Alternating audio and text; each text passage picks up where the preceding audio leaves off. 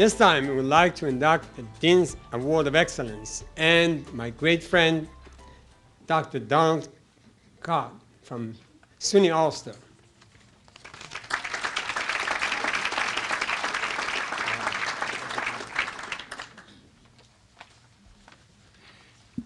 Actually, this is not the first time I've been part of this ceremony, and I think the fact that SUNY Ulster and SUNY New Paltz can collaborate in such a wonderful way. Hadi is a terrific partner in what we do, is a close friend to our business department, and we're just delighted to play a small part tonight in your program.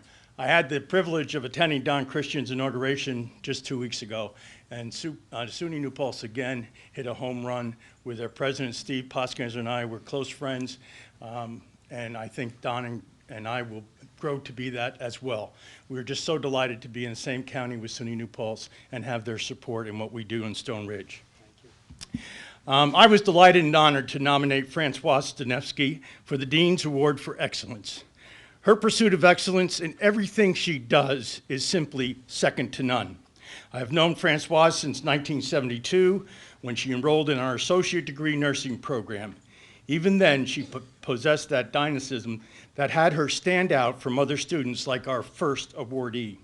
When she enrolled at Ulster, she already had her nursing certificate from the Superior Institute of Nursing in Louvain, Belgium, but the State Education Department required an American degree. Naturally, she excelled in her studies and graduated from our program in a year and a half. Following Ulster, she received her bachelor's degree from the University of the State of New York and her master's degree in nursing administration from Pace University. After serving 2 years as a staff nurse at Kingston Hospital, she became head nurse, and her impressive career as an outstanding health administrator and leader began. She accepted a number of leadership roles at Kingston Hospital over a 30-year span of service. Her titles included assistant administrator, assistant director, associate director, and vice president. She loved the challenges of each assignment and gave it her all. I have to admit, on more than one occasion during that time period, I tried to convince her to come back to Ulster as chair of our nursing department. Every time I asked, she was flattered and appreciative, but graciously informed me that she and Alan couldn't take the pay cut. True. In 2004, Françoise decided on a career change and became president and CEO of Gateway Community Industries. 8.5 years later, she is still going strong each day, providing transformational leadership for her agency, providing rehabilitation, vocational, residential, and business services to individuals with differing abilities. I have to add that in addition to these remarkable years as an effective health administrator, she found time to serve as an adjunct faculty member in nursing, both at New Paltz and Mount St. Mary's Colleges over a 17-year period. It will come as no surprise that Françoise has committed a portion of her life to community service, and because it's already in your program, I won't repeat all the boards she serves on, but beginning last summer, she became a member of our Board of Trustees at SUNY Ulster. As she accepts this award tonight, it will join a list of other community honors, including the Kingston Hospital Tulip Ball, YWCA Woman of the Year, SUNY Ulster Alumni Hall of Fame, YWCA Tribute to Women, and the Nurses Dean's Award at Pace University. It is a pleasure to introduce Françoise Dunefsky, one of my 10 bosses, and one of Ulster's outstanding leaders and community servants. Françoise.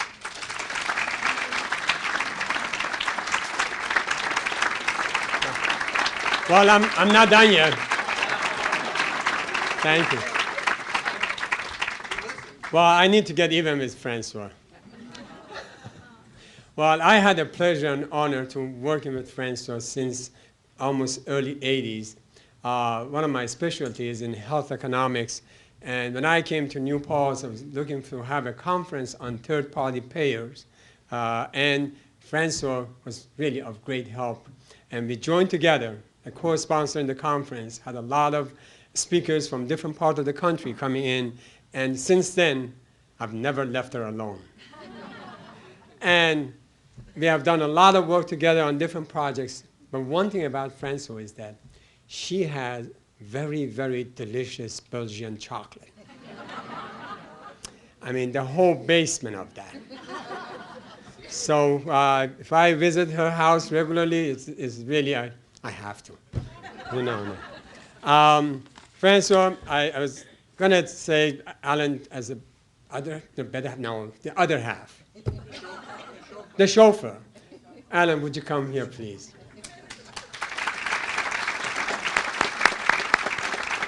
Alan, also like Nancy, this is your chance to say anything you want to say to get even.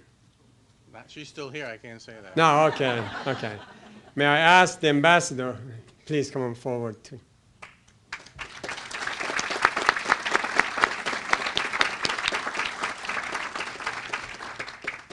Ambassador, Alan, and President, would you please join me to recognize Dean's Award of Excellence, Françoise Dunefsky.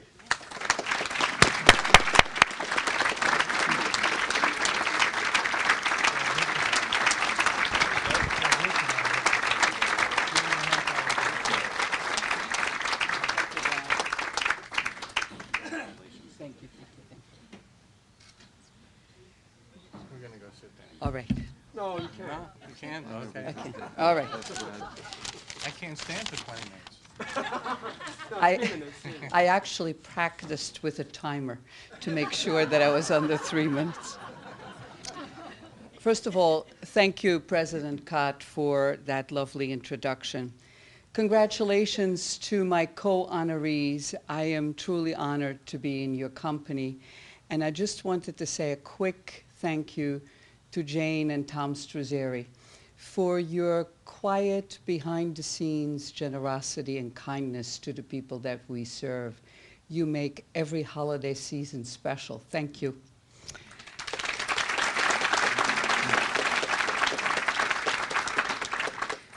Those of you who don't know HITS, I would highly recommend you go there. Oh my God, what beautiful horses jumping in the sun. The Dean's Award of Excellence. Woo. I've known Hadi probably longer than most people in this room, and he has not gotten mellower with age, right, Nessie? I had the great fortune of getting genes with a passion for learning, and I also had the great honor and fortune to grow up in the shadows of a world-famous, prestigious university, probably one of the best in Western Europe, called the Catholic University of Leuven, Belgium. And indeed, Leuven, the same city where Stella Artois has been brewed since 1366. Just a little plug.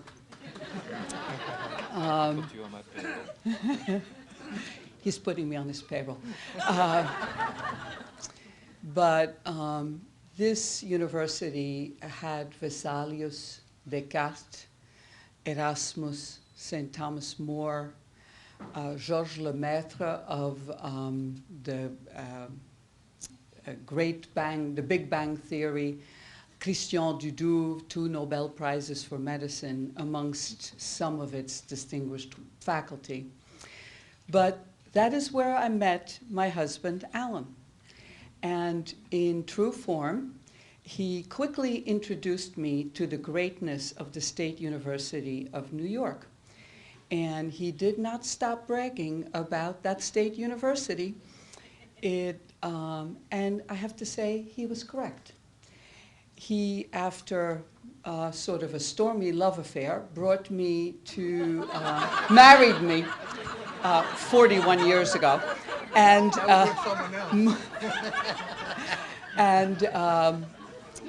I didn't like those saddle shoes he was wearing, but I did love his long hair. And he did bring me to his alma mater, New Paltz. And so my connection to the State University started. It gave me the opportunity to learn. It gave me the opportunity to teach. It gave me the opportunity to publish, to mentor, and to serve.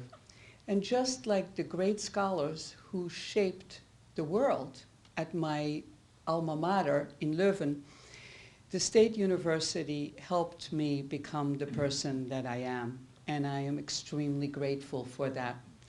I want to recognize the SUNY New Paltz for its service to the community and to Gateway Industries in particular. It started with Don Bishko, the first chair of the business school, who served for many years as a board member of Gateway Community Industries. Lauren Guido, who is, I still call her Guido, I'm sorry, who was a past recipient, inductee as the Student Leader of the Year, who now serves on our foundation board. And of course, Jackie DeStefano, the Vice President for Administration and CFO of the college, who is a current board member. You have contributed greatly and made a great difference. I also want to thank my fellow advisory members for your push and guidance. Many of you are in this room, and I want to give a special recognition to Art Palmieri, who raised the bar for us.